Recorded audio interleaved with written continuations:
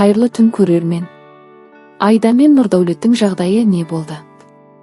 Аруна мен Айда болса, өзара сөйлесіп бәрін шештік деді.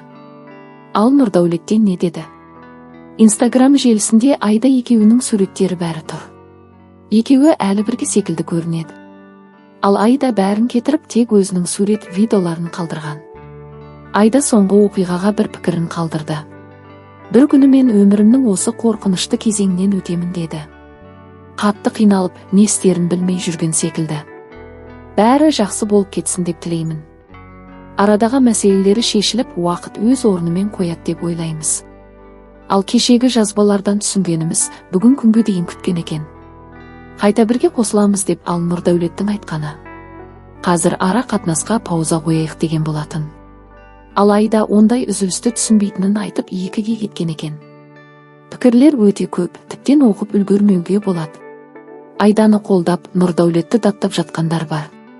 Әркімнің өмірі өз қолында. Сабыр дейміз. Сүйе тұра осылай жібергенде қиын ғой.